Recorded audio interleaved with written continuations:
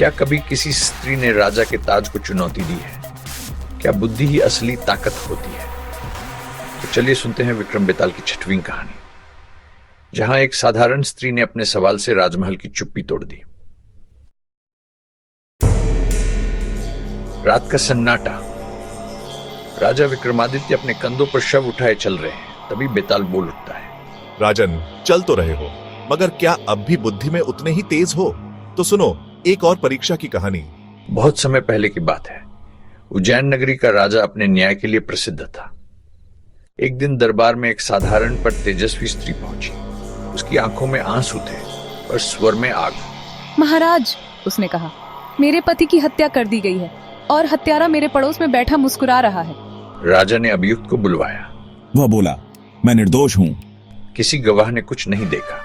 सब चुप थे। राजा सोच में पड़ गया, न्याय कैसे किया जाए। तभी वह स्त्री उठ खड़ी हुई और बोली, महाराज, क्या मैं आपसे एक प्रश्न पूछ सकती हूँ?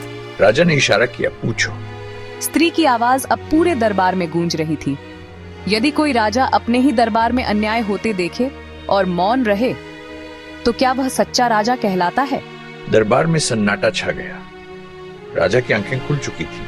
उसने निर्णय लिया, जांच कराई गई, दोष सिद्ध हुआ और अपराधी को सजा दी गई। राजा ने उस स्त्री की हिम्मत को सलाम किया और उसे आदर सम्मान के साथ विदा किया।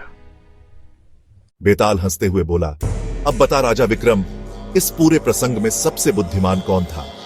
राजा जिसने न्याय किया या वह स्त्री जिसने न्याय मांगा? विक्रम मुस्कुराया और बोला, बुद्धिमान वह स्त्री थी जिसने शब्दों से राजा को उसकी जिम्मेदारी याद दिलाई और डर के बिना न्याय को आवाज दी। बेताल बोला, सही उत्तर, लेकिन अब मुझे पकड़ के तो दिखाओ। और ये कहकर बेताल फिर उठ गया। तो दोस्तों, कैसी लगी आपको ये कहानी? क्या आप भी मानते हैं कि सच्ची बुद्धि डर को भी मात देती है? तो कमेंट में जरूर लिखिए। बुद्धि सबसे बड़ी शक्ति है।